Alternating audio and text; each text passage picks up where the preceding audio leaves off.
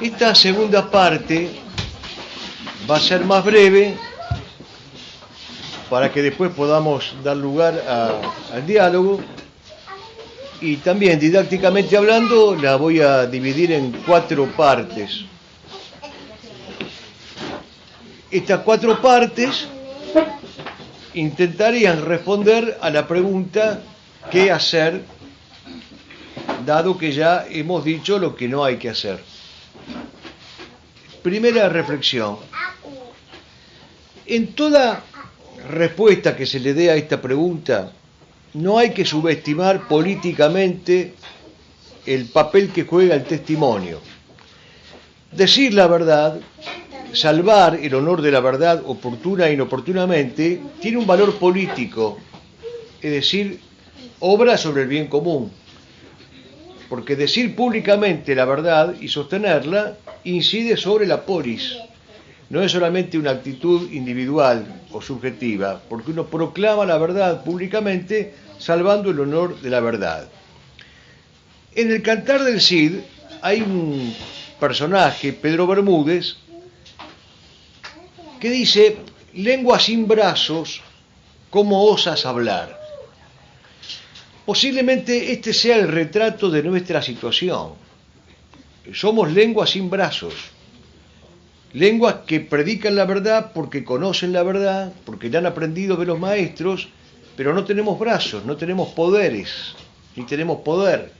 Entonces, igual tenemos que osar hablar, porque precisamente el elogio que hace el juglar es el elogio de aquel que osa hablar aún siendo una lengua sin brazos. Existe el derecho y el deber a la desobediencia. Existe el derecho y el deber a la resistencia contra un gobierno y contra un sistema ilegítimo. Y toda reconquista empezó siendo siempre una resistencia.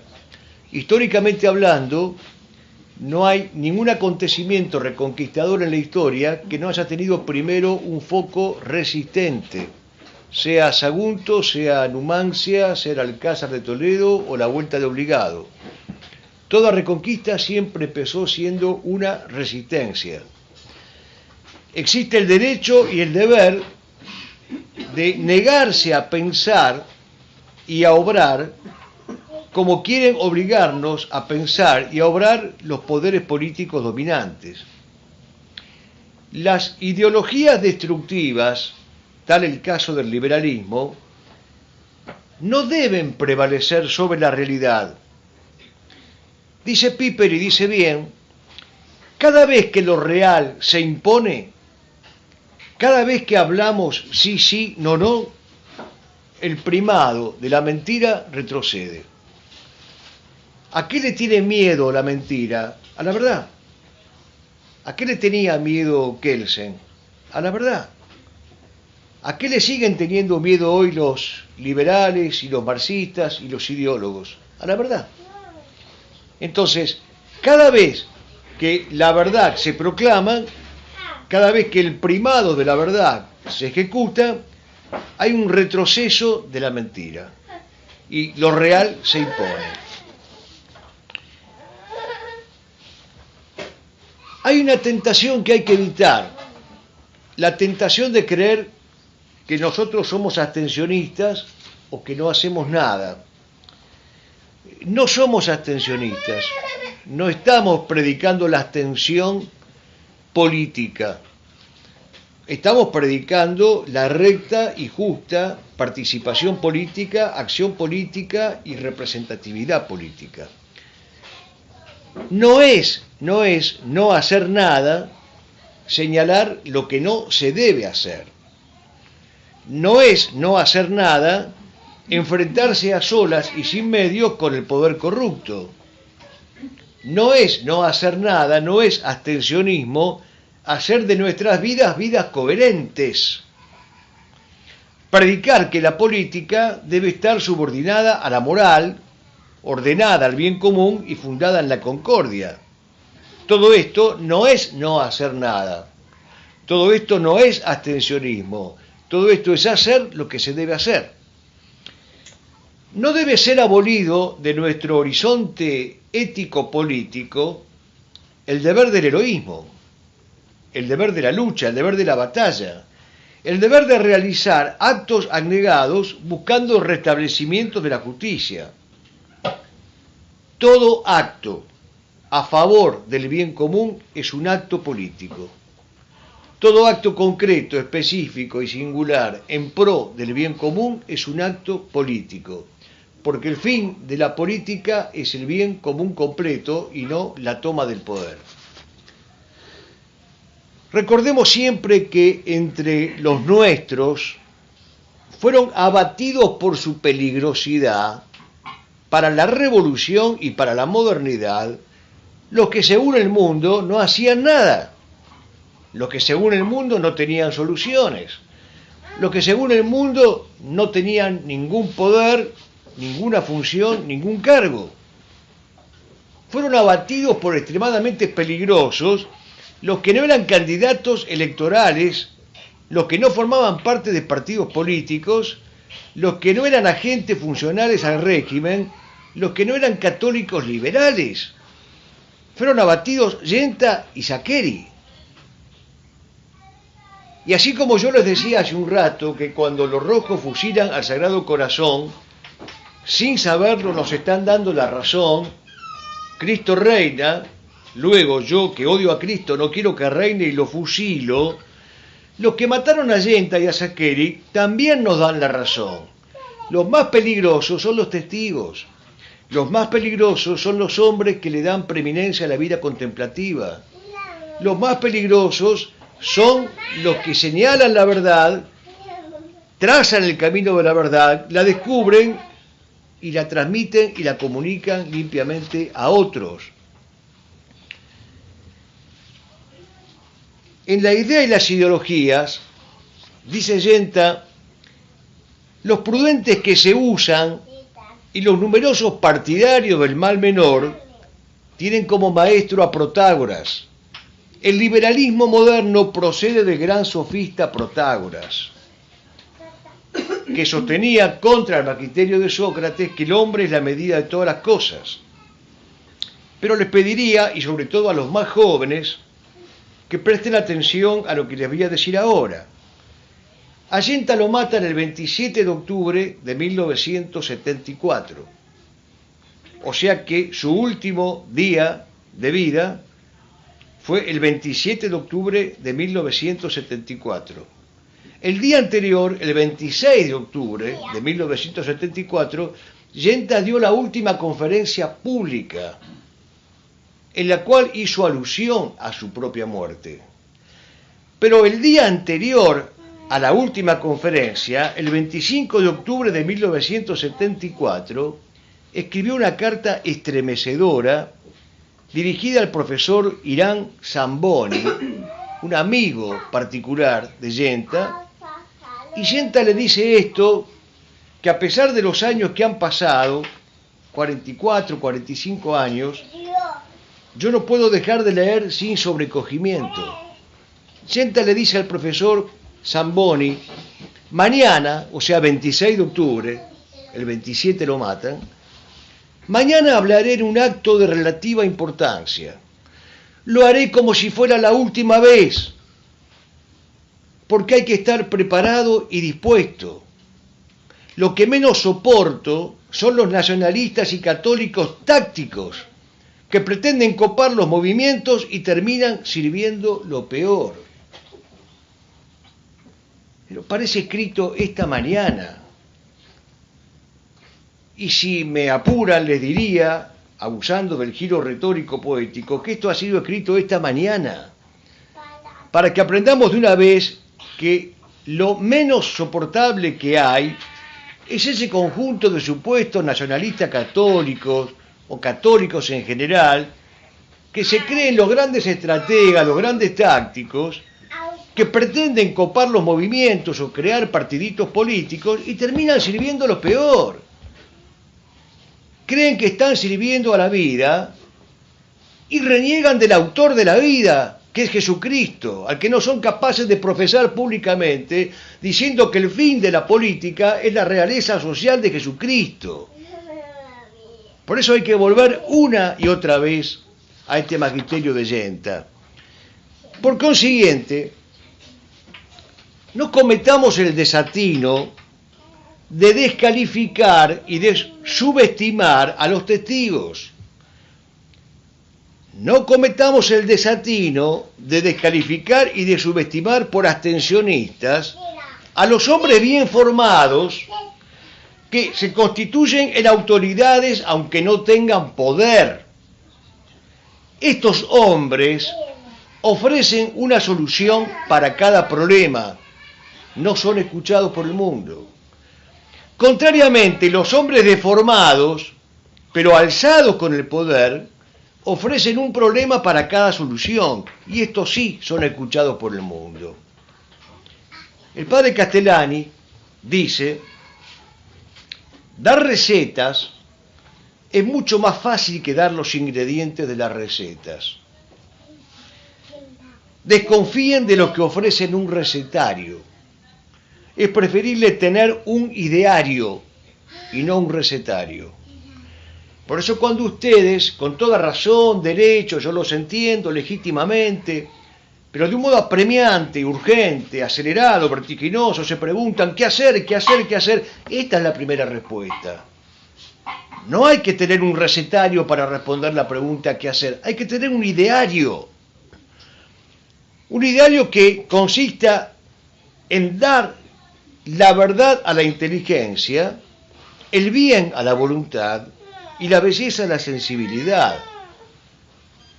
Y tener y conocer y comunicar los ingredientes es más importante que tener el supuesto recetario terminado.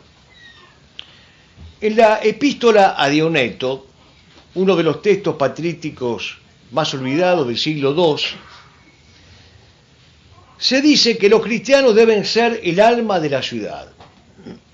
O sea, deben ser la memoria de la patria, el entendimiento de la patria y la voluntad de la patria.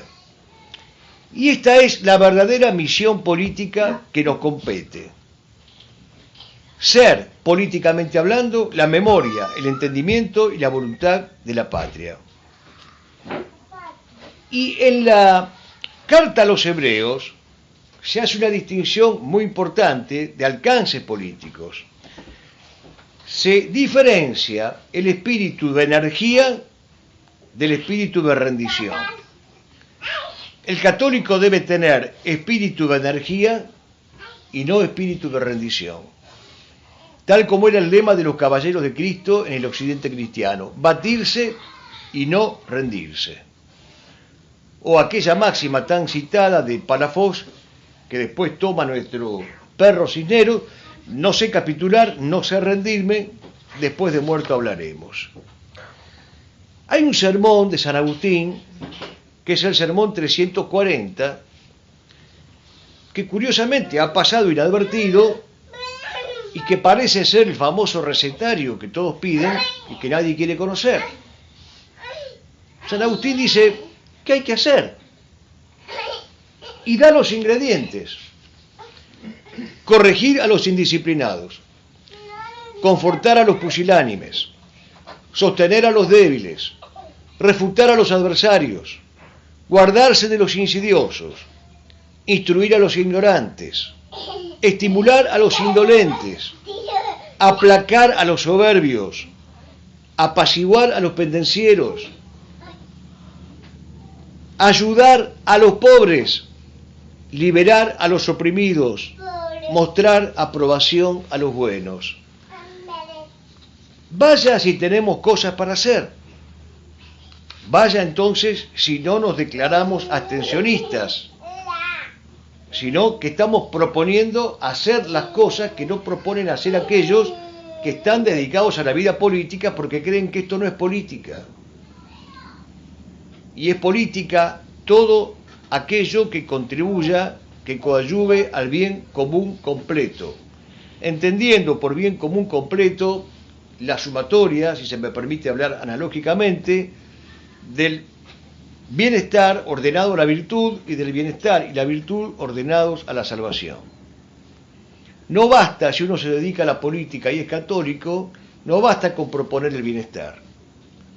No basta siquiera con proponer la virtud, hay que proponer la salvación.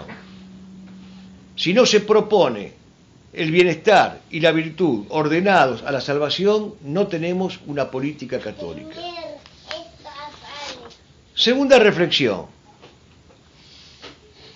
Para comprender mejor qué podemos hacer, hay que distinguir entre estructuras sociales y estructuras estatales.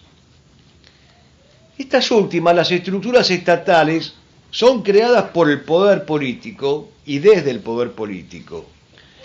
Pero las primeras, las estructuras sociales, brotan de las relaciones amicales, parentales e institucionales.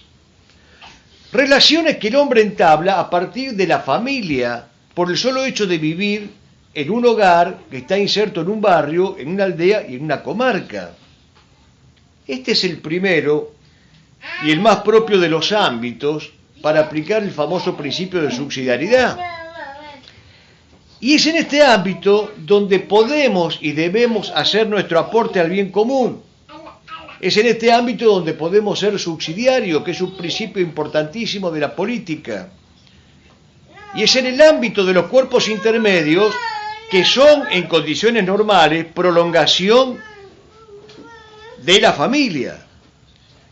Todas aquellas asociaciones fomentalistas, vecinalistas y corporativistas que en condiciones normales son y actúan como prolongaciones del seno familiar. El universo de las estructuras sociales existe. Seamos o no seamos parte del poder, tengamos o no tengamos poder. El hombre preocupado por la salud política, el hombre preocupado por el quehacer político, puede y debe actuar desinteresadamente en esas estructuras. Pero esto supone, y es lo que no hacemos nosotros, un cambio cosmovisional radical. O lo político es el servicio al bien común completo, o la política es prestar un servicio al bien común completo, o es mera conquista del poder. Atención. Que sea conquista del poder para servir al bien común completo, estamos de acuerdo, lo admitimos. Pero que no puede ser servicio al bien común completo porque no se tenga el poder, ese es un error en el que incurren todos. Y no solamente es un error, sino que es la causa del desánimo, es la causa de la desesperanza, es la causa de la parálisis y es la causa de la inacción, es la causa del abstencionismo. Creer que no se puede hacer nada en política porque no se tiene el poder político. Se puede servir en materia política si se vive con sentido testimonial, misional, apostólico y docente, porque hay muchas formas de participar en política. Se puede participar por consejo, se puede participar por ejemplo, es decir, con el ejemplo, se puede participar por información, con la información, y se puede participar por ejecución, que es cuando la política llega al poder y se conquista el poder. Pero insisto, el fin de la política no es la conquista del poder, sino el bien común completo, que es la causa final del orden social. Si nuestras familias están bien constituidas, se puede participar en política desde el hogar, porque por algo el Papa León XIII llamó a la familia semillero de la República. Es una definición fantástica del hogar. Porque si el hogar es el semillero de la República, se constituye un entramado de hogares con otros hogares y juntos forman un entramado de acciones subsidiarias. Al fin de cuentas, el municipio debería ser una federación de familias, como dijo Juan Pablo II. Y al fin de cuentas, el municipio, rectamente entendido, es una federación de familias, no es una oficina burocrática. De allí la importancia de salvaguardar a la familia Pero esto, insisto, supone un cambio cosmovisional. Dejar de confundir, lo digo ya en términos técnicos, hay que dejar de confundir la polis con el kratos. Una cosa es el poder, el dominio, y otra cosa es la autoridad real y concreta que se pueda ejercer en la polis. Lo que se necesita entonces con este cambio cosmovisional es plantearse un antimodelo vigente, un antisistema, un antirégimen. La política tiene que dejar de ser un negocio turbio y tiene que dejar de creer en el valor de las cifras. Me dirán ustedes, y les digo yo mismo, que este es un trabajo difícil. Por supuesto que es un trabajo difícil, pero es un trabajo posible. No es un trabajo quimérico o utópico. Porque es como cuando se plantea la educación de la familia, la educación del hogar, la educación de los hijos, la educación de un docente católico. Nosotros no tenemos el poder político del Ministerio de Educación, pero tenemos el famoso picaporte al que aludí tantas veces, con el cual podemos cerrar la puerta, trabar la puerta y de la puerta del aula hacia adentro enseñar la verdad. Y esa acción docente y ejemplar tiene una incidencia política, en la medida en que la política, insisto, es o tiene como fin la conquista del bien común completo. Tercera reflexión. Tenemos que mantenernos fieles a nuestra identidad, aún en la derrota, o por lo mismo que estamos en situación política de derrota. En el Quijote hay un párrafo en el cual se muestra al caballero caído en el camino después de haber recibido una tempestad de palos, dice Cervantes. Don Pedro Alonso, su vecino, lo ve caído, lastimado, se acerca, lo socorre y le pregunta quién es, hasta que lo reconoce como Alonso Quijano. Y entonces lo llama Alonso Quijano. Don Quijote, en su gloriosa locura, lo confunde con el alcalde de Antequera, con Rodrigo de Narváez, le habla de Abindarráez, del marqués de Mantua, del marqués de Valdovinos, y por supuesto le habla de Dulcinea. Y cuando el vecino, en su justificable prosaísmo, le dice, pero mi señor Alonso Quijano, mi vecino, no, le dice, yo sé quién soy, Don Quijote. El padre Castellani insiste en la importancia de la filosofía política del quijotismo, que Castellani sintetiza esta filosofía política diciendo, el mundo enseña, es preferible pájaro en mano que 100 volando. Don Quijote y el quijotismo dice, es preferible lo contrario, los 100 pájaros en vuelo. Entonces, esto que estoy proponiendo supone un cambio cosmovisional. Dejar de concebir la política como una praxis exitosa, redituable y lucrativa, maquiavélicamente concebida para la conquista del poder. Y que por lo tanto practique el axioma trágico de que el fin justifica los medios. No puede separarse la política de la moral. No puede separarse la política de la salvación. No puede separarse la política del cuidado espiritual de las almas. El maquiavelismo está condenado por la Iglesia. Todas las formas de maquiavelismo están condenadas. El político católico no es el que cita al Papa, y no es un sarcasmo el que estoy haciendo. Hablo del Papa en sentido genérico, del pontificado. El político católico no es el que cita al Papa. El político católico es el que se consagra públicamente a la reyesía de Cristo y el que propone como fin de su acción política el omnia instaurare in Cristo. No se trata de salvar a las dos vidas, hay que salvar al autor de la vida. Y hay que decir, como se dice en los Hechos, hablando de los judíos, matasteis al Señor de la vida, crucificasteis al Señor de la gloria. Pero este es el otro tabú que no puede superar ninguno de los candidatos presuntamente católicos.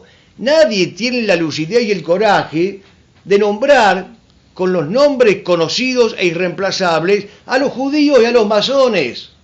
Nadie quiere decir que hay una culpabilidad en judíos y en masones.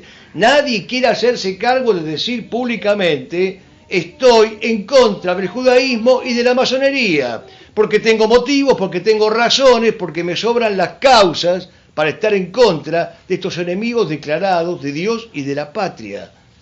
Esto no se quiere decir, esto no se sabe decir. La vida sobrenatural de las naciones existe. ¿Quién se ocupa de la vida sobrenatural de las naciones?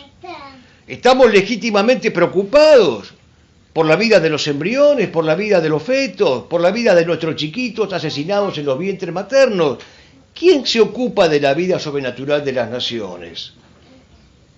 Por eso hay que distinguir entre la política como misión y la política como aventura. Una cosa es la política como aventura electoralista, una tómbola en la cual apuesto y me va bien o mal o más o menos, y estamos pendientes de los votos que sacamos, y otra cosa es la política como misión. Le debemos al padre Bojorge, por su notable conferencia sobre la debilidad política de los católicos, el redescubrimiento de una pieza poética de Chesterton sobre la reina de las 7 espadas. Cuentas en ella el caso de los 7 caballeros, encarnaduras de otras tantas naciones y de la misma batalla por la cristiandad, que al final de sus travesías terrenas acuden a María Santísima, confiándose en ella y lamentándose de las derrotas terrenas. La Virgen habla para decirles que sus espadas están guardadas en su corazón. Y pareció que las espadas caían de él, dice Chesterton. Pareció que las espadas caían del corazón de María, con un estruendo como el de los rayos cuando caen. Y los fantásticos caballeros se inclinaron para reunirse y ceñirse de nuevo para la pelea. Hay una versión criolla, si se me permite, de este hermoso cuento chestertoniano, que es la copla que compuso el coronel Day Linares, cuando habla de su sable. Los dos aquí a la querencia fuimos a dar, compañero, querido sable ladero de mi vida militar, que te puse a descansar colgadito del armero. Seguiremos así juntos y a recordarte yo vuelvo, comentario que no huelgo, ya la tengas bien clarita, la patria nos necesita, ahí nomás yo te descuelgo. Habremos de separarnos y en este juicio no yerro, mi viejo amigo de fierro que estarás en mi vigilia y te irás con mi familia cuando termine mi entierro. Y la última reflexión es que debemos estar dispuestos a tomar decisiones justas y decisiones irrevocables. Rescatar las esencias, los nombres exactos de las cosas, atreverse a definir sin eufemismos, atreverse a hablar sin elipsis, es un modo estupendo de cooperar al bien común completo, fin de la vida política. Por lo tanto, despreciemos a los frívolos, a los superficiales, a los esclavos de la imagen, a los acomodaticios y a todos los que son funcionales a la democracia, empezando por los que se presentan como católicos. Son funcionales a la democracia perversa y son funcionales a los amos de esa democracia perversa, que son los judíos y los masones, cuyos nombres tiemblan de solo pensar que algún día tuvieran que pronunciar públicamente. Esta concepción política que estamos propiciando supone dejar de lado toda contemporización con el sistema, toda componenda con el régimen, toda coyunda con el modelo, toda convalidación teórico-práctica del mismo y todo pacifismo de convivencia, toda complacencia con la partidocracia. Esta concepción política que estamos predicando consiste en decirle a nuestros amigos que el fin de nuestras vidas políticas no es convertirnos en candidatos, sino convertirnos en reconquistadores. Y algo que me parece muy importante, y que por eso lo voy dejando para el cierre de esta charla, es que cuando nos hacemos la legítima pregunta sobre el qué hacer, tenemos que saber algo. Esto se lo digo también particularmente a los más jóvenes. La respuesta a la pregunta por el qué hacer no es una de esas preguntas que admita una respuesta inmediata, una respuesta súbita, bajo la forma de un recetario. ¿Qué hay que hacer? ¿Qué hay que hacer? Esto. No. Es un tipo de pregunta que tiene una naturaleza que hay que respetar. Porque la pregunta por el qué hacer admite y exige una respuesta gradual, retroactiva y prospectiva. Quisiera poder ser claro en esto. Digo que admite una respuesta gradual porque no es el tipo de preguntas que admita una respuesta súbita. ¿Y cómo me voy aquí a mi casa? ¿Con qué colectivo? Tome el 5. No es ese tipo de preguntas. Es un tipo de pregunta que exige, para ser seria la respuesta, una respuesta gradual. Pero también exige una respuesta retroactiva. ¿Por qué retroactiva? Porque la pregunta por el qué hacer, si se va a contestar seria y dignamente, supone decir, mire, lo que hay que hacer es lo que venimos haciendo en los últimos 40 o 50 años. ¿Qué es lo que dice Vázquez de Mella?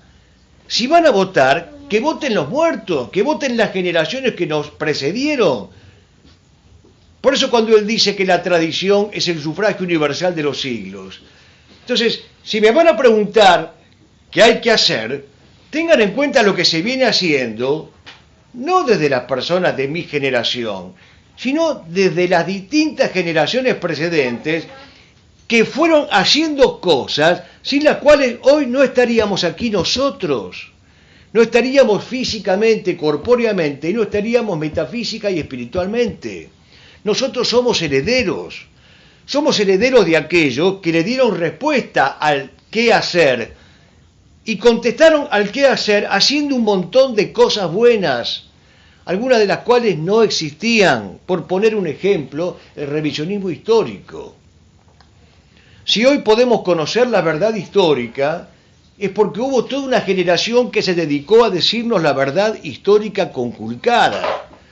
Esas personas le dieron respuesta a la pregunta ¿qué hacer? Desde un ámbito, el ámbito historiográfico, y nos proporcionaron un enorme bien. Entonces, quiero decir y digo que hay cosas que ya se hicieron y que si no se hubieran hecho, no permitirían hoy nuestra presencia en estas paredes que nos reúnen. Si no sabemos valorar nuestros quehaceres pasados, si no conocemos nuestros quehaceres pasados y los frutos futuros de nuestros quehaceres actuales,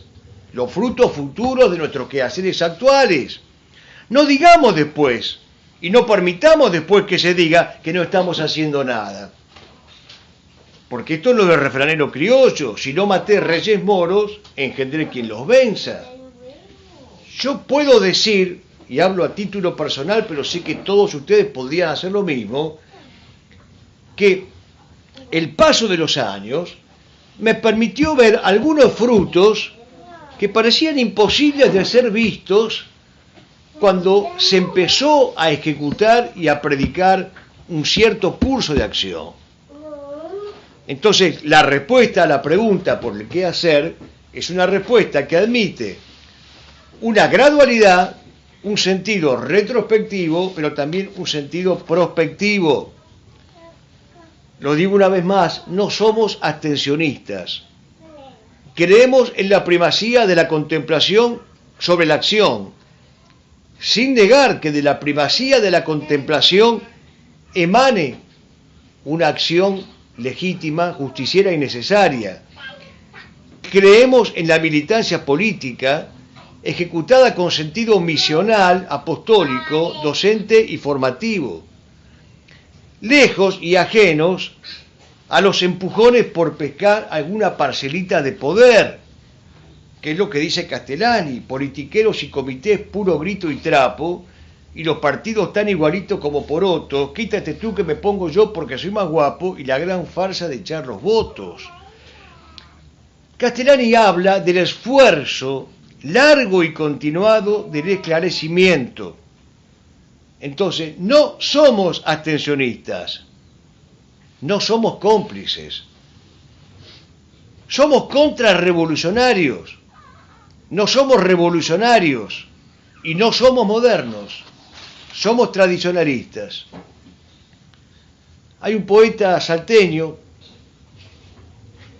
poeta y médico, creo que es Dragone, que escribió un libro precioso, la Biblia de la abuela, creo que se llama, y en un momento determinado, él comparte esta poesía, dice: se nos murió la patria hace ya tiempo en la pequeña aldea. Era una patria casi adolescente, era una niña apenas. La velamos muy pocos, un grupito de chicos de la escuela. Para la mayoría de la gente era un día cualquiera. Pusimos sobre el guardapolvo blanco las renegridas trenzas, la Virgen de Luján y una azul y blanca escarapela. Era solo una patria, nos decían los hombres de la aldea. Es mejor que muriera. Pero estábamos tristes, esa patria era la patria nuestra. Es muy triste ser huérfanos de patria. Luego nos dimos cuenta. Que no nos suceda esto.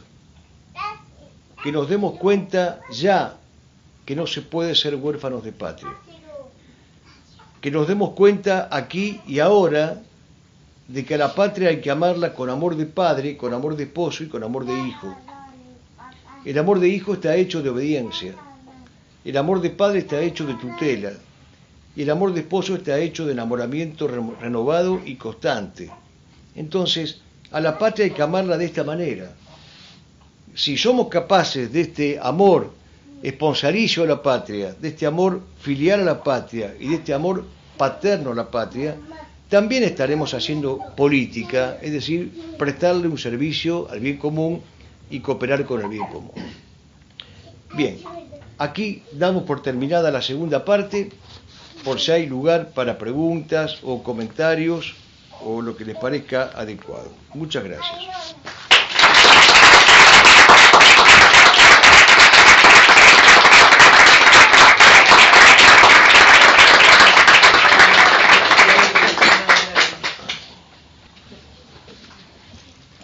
Bueno, hago una última aclaración didáctica.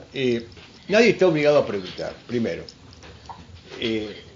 Si van a preguntar, no me pregunten. Entonces, ¿qué hacemos? Porque creo que ya lo expliqué. O sea, ¿por qué la democracia es mala? O sea, no voy a empezar de nuevo. Digo, porque hay distintos tipos de preguntas, yo ya las tengo más o menos conocidas. Entonces, si algo no quedó en claro, estoy a disposición. Pero nadie se sienta obligado a preguntar. Si no hay preguntas, no hay preguntas.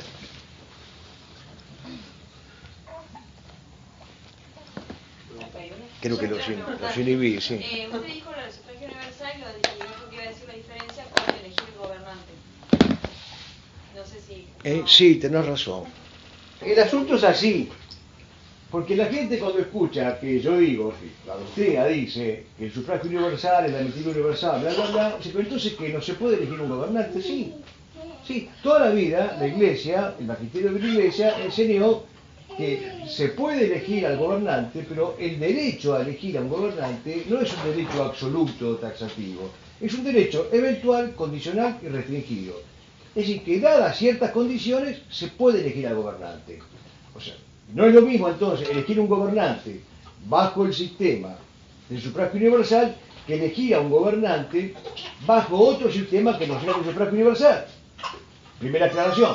Ahora, ¿cuál es el sistema de elegir a un gobernante que no sea por el sufragio universal? Bueno, ese sistema supone una organización corporativa de la sociedad. Si la sociedad está organizada corporativamente, entonces lo que se implementa es lo que se llama el uso de la elección del primus inter pares y después del primus inter primus. Dicho de manera más sencilla, es legítimo que yo al gremio de los zapateros le diga, muchachos, ¿cuál es el mejor zapatero?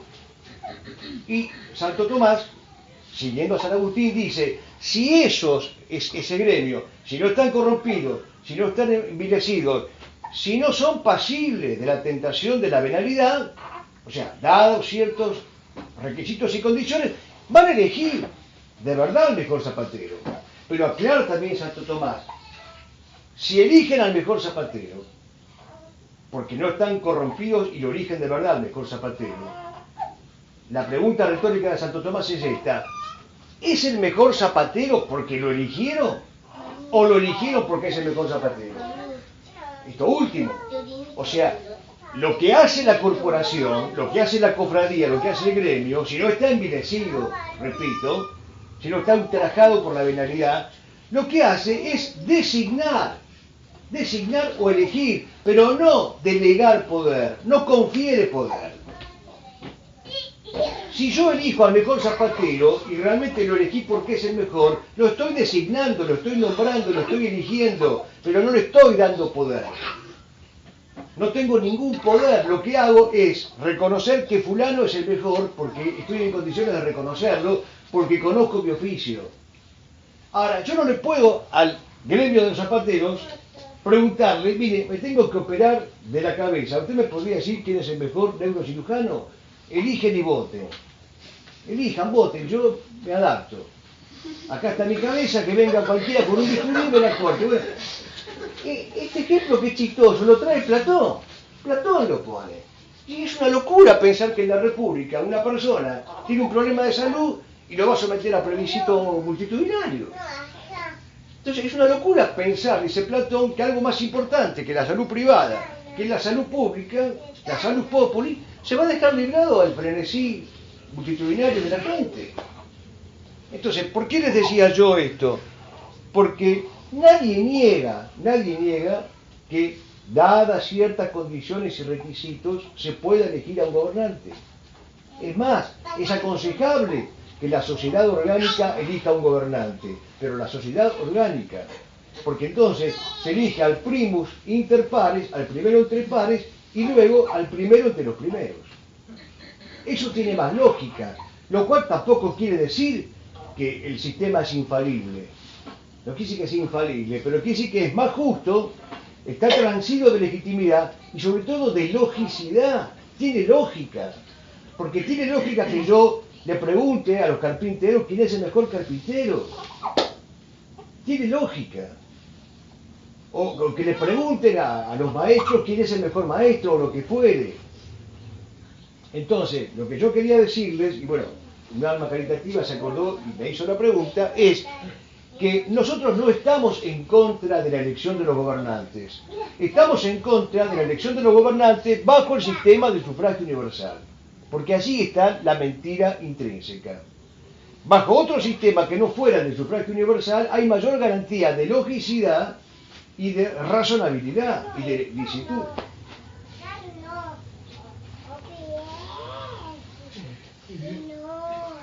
Antonio, una cosita. El tema de que la Iglesia haya, la jerarquía, haya tirado por la borda todo este tema, ¿vos crees que históricamente tiene que ver con la Segunda Guerra Mundial? ¿La finalización de la Segunda Guerra Mundial, históricamente hablando? O sea, la Iglesia toma una postura con los vencedores, ¿no? Bueno, esa es la tesis de Federico Miura y yo la comparto totalmente. Es más, cuando yo presenté el libro de Federico Miura que se llama Noticias, de ayer, de hoy y de siempre, y se hincapié precisamente en esta tesis de Federico Miura Sever, que para mí es verdadera, y es que una de las causas, si no la causa principal, por la cual la Iglesia, desde el punto de vista político, dejemos de lado ahora la fe, ¿no? Es un tema aparte, político. La causa principal, si no la causa mayor por la cual la Iglesia en materia política abdica, deserta y apostata, es porque se va alineando al lado de los vencedores. Entonces, indudablemente la democracia es sacralizada y cualquier acción antidemocrática es considerada como una acción anticatólica o anticristiana. Lamentablemente esto tiene lugar en la Iglesia a partir de Yalta y de Potsdam. Estoy hablando de 1945, antes del Concilio Vaticano II. Que por supuesto después potencia todo, es lo que decíamos al principio. La democracia es mala, pero encima pasa por la revolución, pasa por la modernidad, pasa por el liberalismo y bueno, ¿qué quieren que haga? Entonces, ya venía mal el tema político en la Iglesia, pero encima pasa por el Concilio Vaticano II, bueno, sálvese quien puede, ya los votos. ¿Qué quieren que haga? Ahora, Antonio, con el Pío XII, con los mensajes de Navidad, ya empieza a abdicar o a tratar de rescatar lo rescatable y darle un sentido a la democracia que venía, ¿no? Sí. Sí, Ahí se hace un cambio. Yo eso lo expliqué con todo detalle, o con el detalle mayor que pude, en los dos tomos de la respuesta al doctor Hernández, que se llama La democracia, un debate pendiente. Fui analizando pontificado por pontificado, tomando por lo menos los 6 papas previos al Concilio Vaticano II. Hasta que llegué a Pío XII y bueno, sí, constaté lo que dice Jorge, obviamente. O sea, hay una fragilidad y una debilidad que asoma en el magisterio antes del Concilio Vaticano II, que es un tema arduo y difícil que algún día tendríamos que tratar reuniéndonos expresamente para eso, ¿no? Pero también no es un tema que en 2 minutos les explico la crisis previa al Concilio Vaticano II, bueno, lleva un poco más de 2 minutos. O pasa, la gente cuando manda un WhatsApp, ¿qué puedo leer sobre Aristóteles? En un WhatsApp. O sea, hay respuestas que exigen gradualidad, mirada retrospectiva, introspectiva, prospectiva. Pero claro, vivimos en una época en la cual todo el mundo a la corrida y urgente. Yo, ustedes saben, soy el fundador de Ciberfacho. Ciberfacho responde las 24 horas, los 365 días del año. Ciberfacho siempre te da más. Y a ti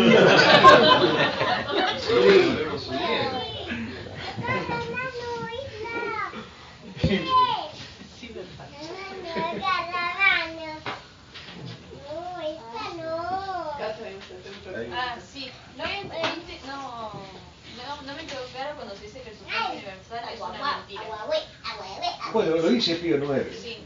La mentira consiste en creer que la verdad emerge de la sumatoria de votos. De la mayoría, claro. O sea, la mentira es la mentira de la cuantofrenia o de la numerolatría o de la tiranía del número. Esa es la sustancia de la mentira del sufragio universal. O sea, hacer deducir la verdad de la cantidad. Y en esto a mí me ha impresionado, yo lo decía antes, me ha impresionado de verdad el planteo de Disandro, que es muy profundo, a pesar de que Disandro era un hombre de militancia peronista y de voto peronista. Pero cuando Disandro logra zafarse de la camiseta peronista y se pone en metafísico de alto vuelo, que lo era, dice, pero cuidado, porque resulta que estamos reemplazando al Homo Transfiguraciones, que es el hombre católico por antonomasia, junto con el Homo Mediator, es el hombre de la mediación entre lo visible y lo invisible, lo terreno y lo celeste, o sea, el hombre pontífice, hacedor de puentes, por el Homo Calculator, el hombre del cálculo, el hombre del número, de la estadística. Bueno, esto, dice Lisandro, es monstruoso. Es monstruoso, o sea, hay la destrucción del Homo Transfiguraciones. Bueno, sin embargo, aunque es tan evidente y tan palpable, y hay tantas pruebas a favor de esto que estamos diciendo, es lo que dice Spengler, ¿no? O sea, el mundo está lleno de verdades que de tan olvidadas parecen nuevas. Entonces, cuando alguien las dice, lo toman por locos. ¿Y de dónde sacó esto? Yo en el recreíto manducatorio que se hizo, no sé quién le comentaba, pero alguno de ustedes, que uno se siente como que está descubriendo la pólvora o el Mediterráneo, pero no es así. Todo esto ha sido ya dicho. La verdad es que de todo lo que yo les dije, yo creo que no hay una sola palabra mía, excepto buenas noches, o tengo hambre, pero fuera de eso, son todas cosas que están dichas por el magisterio de la Iglesia, o por el magisterio de los clásicos, o por el magisterio contrarrevolucionario.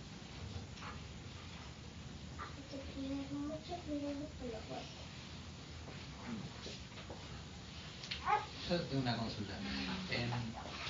Porque se habló del rol, o más o menos por encima del rol de la Iglesia, porque se habló del rol de la Iglesia, del rol, digamos, lo que vendría a ser el rol del católico en la política, y mi inquietud sería saber cuál sería el rol, o si debería desempeñar un rol las Fuerzas Armadas. Y sí, sí. También ayudaría a responder esta pregunta que es muy importante, el pizarrón imaginario. Así que imagínense el pizarrón, ¿no? Pero la inteligencia tiene un objeto propio que es la verdad. La inteligencia no puede llegar a su objeto propio, que es la verdad, sin la virtud de la prudencia. La voluntad tiene su objeto propio, que es el bien. La voluntad no puede llegar al bien sin una virtud que se llama fortaleza. Y la sensibilidad tiene un objeto propio, que es la belleza. No puede llegar a su objeto propio sin la virtud de la templanza. Cuando estas tres virtudes se dan coordinadas y mancomunadamente, se dice que el hombre es justo, porque tiene prudencia, justicia, fortaleza y templanza. Ahora, este esquema tiene su equivalente o su correlato en la polis, en la ciudad. El objeto propio de los magistrados es conducirnos a la verdad política, para lo cual se necesitan magistrados prudentes. El objeto propio de la voluntad política es el bien, pero para asegurar ese bien, para conquistarlo y para preservarlo, se necesita la fortaleza. El equivalente institucional, el equivalente político a la virtud individual de la fortaleza son las Fuerzas Armadas de la Nación. Entonces acá está la respuesta a la pregunta. Las Fuerzas Armadas de la Nación no son ajenas o no deberían ser ajenas a la vida de la polis. Y por eso que existe el derecho, no solamente a la legítima defensa, sino el derecho al alzamiento armado contra la tiranía. Pero cuando veníamos en el camino con Juan y su familia, y surgió este tema, justamente lo que planteábamos era esto: para que las Fuerzas Armadas intervengan en política, desde el punto de vista armado, también se tiene que dar una serie de requisitos y circunstancias. Que aclaro, no porque esto sea filmado o lo que fuere, lo aclaro porque es así. Dios nos libre y guarde hoy de que las Fuerzas Armadas intenten algún conato político, porque son y están hechas de la misma mala y pútrida materia que el resto de la clase política. Pero existe en la recta doctrina política del católico, existe el derecho y el deber a la resistencia armada, al levantamiento armado, lo cual supone que se levante tener la recta doctrina y la recta disposición de ánimo para repetir la gesta de los cristeros o la gesta de la Vendée o la cruzada española o nuestra propia epopeya, la de Facundo Quiroga en los Llanos, levantándose con la bandera religión o muerte. O sea, hay un papel o una misión o un rol, como decías vos, de las Fuerzas Armadas. Pero supone que las Fuerzas Armadas, como los zapateros de mi ejemplo, no estén corruptas. Porque, una vez más, perdonen el ejemplo, cuando salgan de acá, no digan que yo puse este ejemplo, inventen que puse un ejemplo más noble. Pero si yo les pido a los zapateros que elijan al mejor del gremio, es muy posible que no se equivoquen. Para lo cual necesito un gremio virtuoso de zapateros. Para pedirle a las Fuerzas Armadas que actúen en política con las armas, necesito un gremio virtuoso de hombres de armas. No tengo hoy en Argentina un gremio virtuoso de hombres de armas. Porque son parte del mismo sistema envilecedor y corrupto que ellos han prohijado, que han permitido y ante el cual han sucumbido. Por eso el enemigo se cuidó tanto de destruirnos, ¿no? Claro. Y por eso también acá hay otro mito. Cuando nos escuchan que predicamos estas cosas, enseguida, usted es golpista. No, yo no soy golpista. Y mucho menos en las actuales circunstancias. Yo estoy a favor del alzamiento armado. Pero para que haya un alzamiento armado, que es mucho más que un golpe de Estado, tiene que haber fuerzas armadas que se puedan alzar en armas. Si no hay fuerzas armadas que se puedan levantar en armas, ¿de qué golpe de Estado estamos hablando? ¿O de qué alzamiento estamos hablando?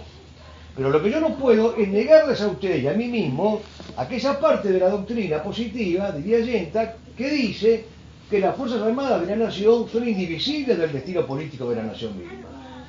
No se pueden lavar las manos frente al destino político de la patria, porque son, en el esquema imaginario, el pizarrón imaginario, son la institución que encarna la fortaleza, que es la virtud sin la cual la voluntad no llega al bien. Entonces, ¿quieren una patria justa? ¿Quieren una patria buena? Bueno, denle a esa voluntad la virtud de la fortaleza que necesita. Esa virtud de la fortaleza se llama Fuerzas Armadas. ¿Y cuál correspondería a la templanza Y en el esquema? el esquema, y somos nosotros, los ciudadanos de a pie. O sea, los que Aristóteles en su momento llamaba los productores, ¿no? Pero en un sentido genérico, aquellos que realizan distintos quehaceres son ciudadanos del corriente y que necesitan justamente la virtud de la templanza para no destemplarse y para no terminar en la tiranía de la plebe, que es también otro de los dramas que vivimos. O sea, hoy hay piquetes de salita de tres. Los chicos del rincón de Pinocho, de la salita de tres, el jardincito, el ruiseñor, sale a la clase y corta la avenida Córdoba. No se puede pasar. O sea, es el reino de la destemplanza, cada uno hace lo que quiere.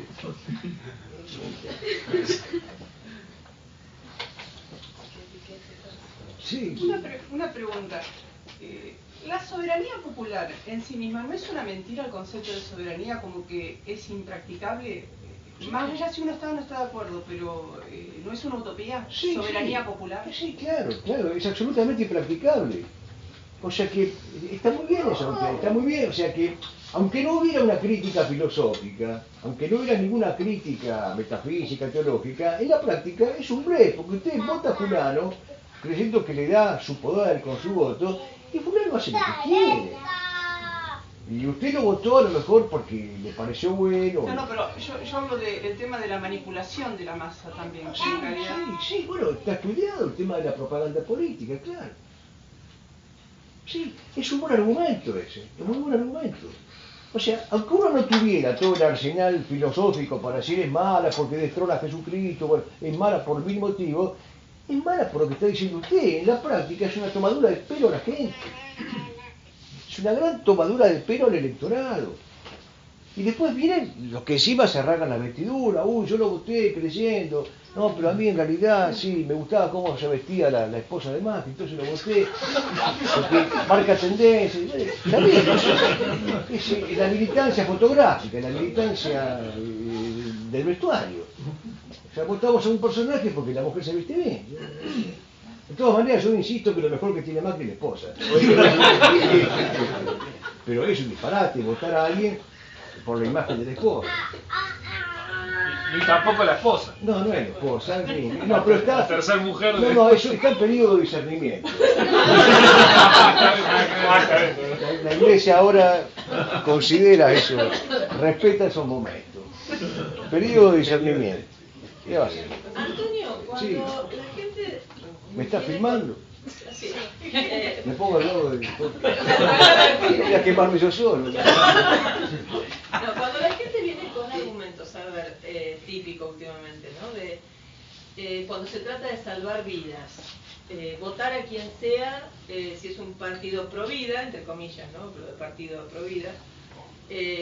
Y entonces, aún gente que reconoce el mal de la democracia, viene con que si postulan a fulanito, que tiene un montón o una cantidad considerable de diputados pro vida, bueno, yo lo voto.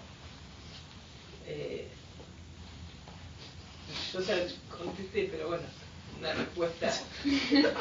No, frente al tema de, o sea, se están jugando vidas, entre comillas. Cuando no hay bien, no hay que elegir.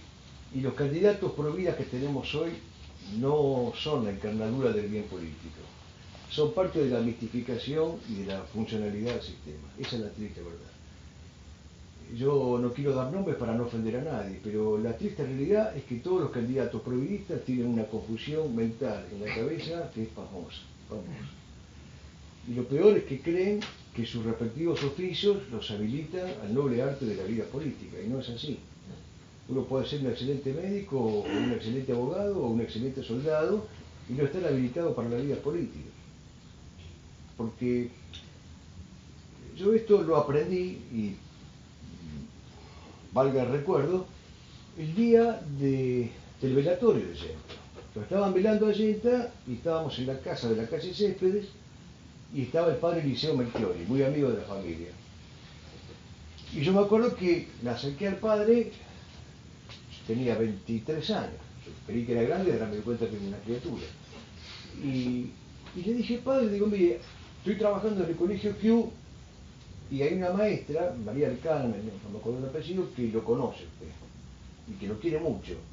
Digo, pero me llama la atención, yo mi candidez, ¿no? Digo, la mujer, digo, es de la línea Mayo Caseros, es liberal, como diciéndole, hágase cargo. Ella dice que lo quiere, que lo respeta.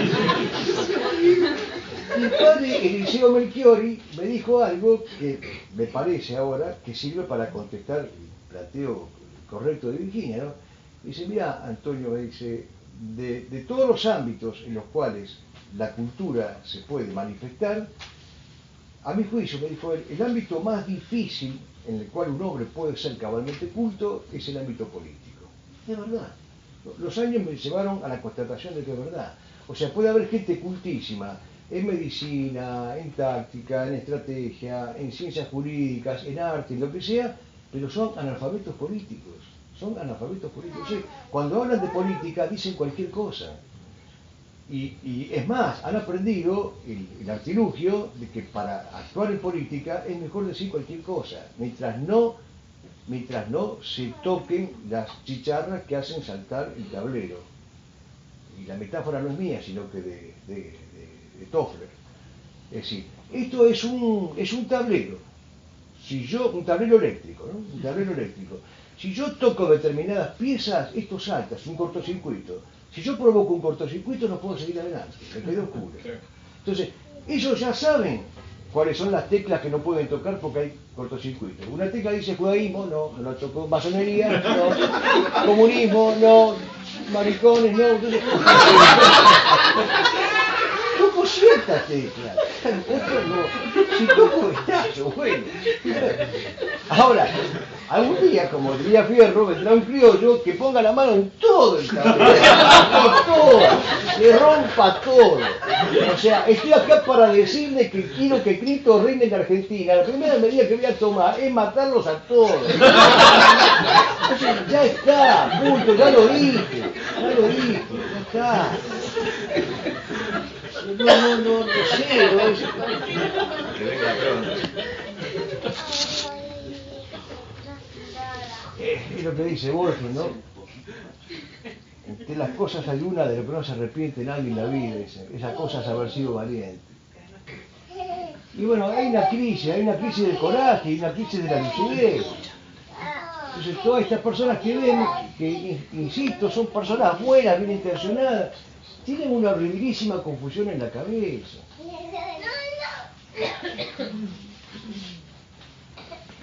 Y después lo que decía Borrás, en política, decía Borrás, la desesperación es una estupidez.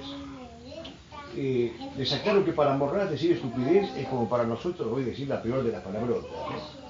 Y sin embargo Morraz, un hombre delicadísimo para escribir y para hablar, decía, en política la desesperación es una estupidez. Y tenía razón. Entonces, les digo esto porque muchos van a votar a esta gente movidos por la desesperación. Estamos desesperados. No hay que desesperarse. Es por lo que decía San Juan Crisóstomo, desesperar es descender al infierno, y que al infierno se vayan ellos. Nosotros luchamos por un paraíso erecto, vertical e implacable, dice José Antonio, un paraíso donde no se descanse nunca y que tenga junto a las jambas de la puerta ángeles con espadas. No podemos desesperarnos, porque no conduce a nada la desesperación, a no ser al infierno, que se desesperen ellos, no nosotros.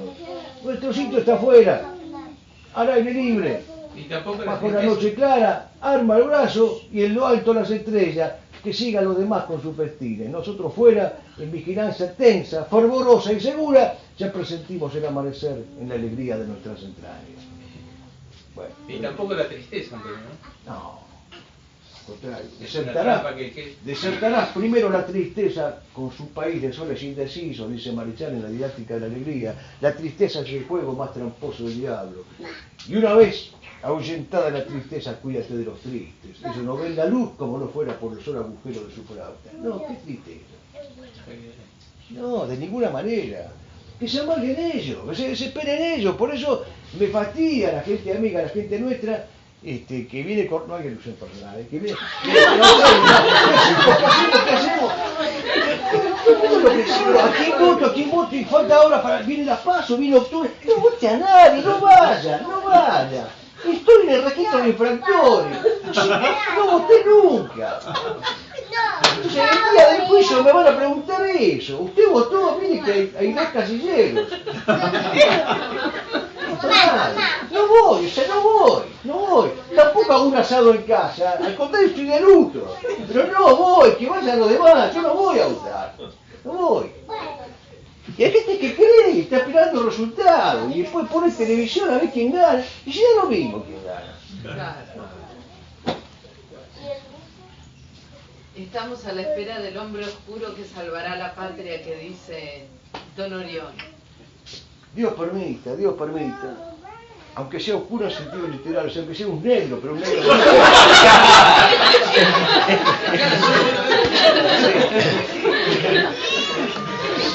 Que venga un Obama católico, aunque sea morocho, pero que venga.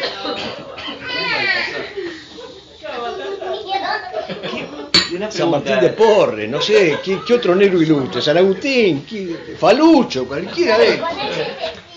Ignoro totalmente, por eso le pregunto, ¿no? Pero ¿qué pasaría si, ¿quién sale beneficiado si no se vota? Si nadie va a votar, supongamos. Nadie, porque no hay ningún beneficio. ¿Quién va a salir beneficiado? Nadie. No, quiero decir, ¿se benefician los políticos? Y siempre se van a beneficiar ellos. Lo que uno tiene que pensar es cuál es la conducta coherente. Lo que yo trataba de decir antes, uno tiene que ser coherente. Se puede votar por Luzbel o por Lucifer, ¿no?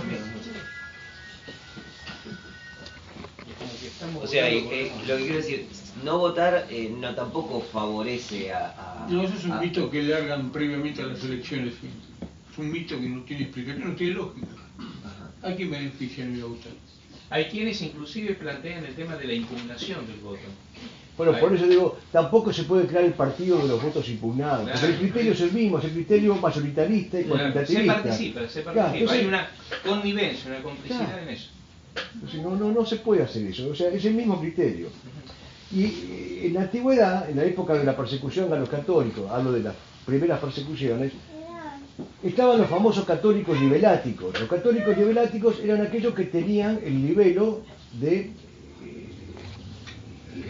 impunidad, es decir, no los castigaban porque habían arrojado incienso a los dioses falsos. Entonces le daban el nivelo de admisión al sistema. Bueno, ese es el problema que tenemos. De los católicos niveláticos, o sea, los católicos que quieren aprobar el examen de educación democrática. El día que alguien escriba mi biografía, alguna policía, nunca aprobé educación democrática. Entonces, por favor, que Está en el cuadro de honor. en el epitafio pongan, primero, nunca almorzó con Rita Legrand. Nunca nunca probó educación superior. Yo que doy la materia lo pruebo, yo lo pruebo.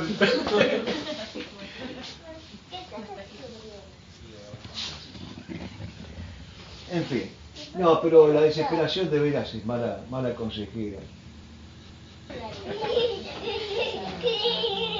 Bueno, ¿quién era la nena que preguntaba cuando acababa la misa? Isabela, ítem Isaí. Virginia, no nos vayamos sin rezar el Padre Nuestro por la patria. Bueno, propone Antonio y me parece bastante oportuno para terminar rezar un Padre Nuestro y una salve por la patria. En nombre del Padre, del Hijo y del Espíritu Santo. Y dando gracias también por este rato que realmente pienso que ha sido una gracia el poder tener este tiempo para hablar de la verdad.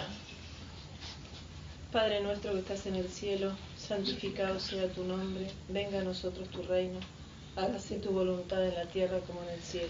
Danos hoy nuestro pan de cada día, perdona nuestras ofensas, como también nosotros perdonamos a los que nos ofenden. No nos dejes caer en la tentación y líbranos del mal. Dios te salve, Reina y Madre de misericordia. Vida, dulzura y esperanza nuestra. Dios te salve. A ti llamamos los desterrados hijos de Eva. A ti suspiramos, gimiendo y llorando en este valle de lágrimas. Ea pues, Señora abogada nuestra, vuelve a nosotros esos tus ojos misericordiosos, y después de este destierro, muéstranos a Jesús, fruto bendito de tu vientre. Oh clementísima, oh piadosa, oh dulce Virgen María, ruega por nosotros, Santa Madre de Dios, para que seamos dignos de alcanzar las promesas de nuestro Señor Jesucristo. Amén. Gloria al Padre, y al Hijo, y al Espíritu Santo. Como era en el principio, ahora y siempre, y por los siglos de los siglos. Amén. ¡Viva Cristo Rey! ¡Viva!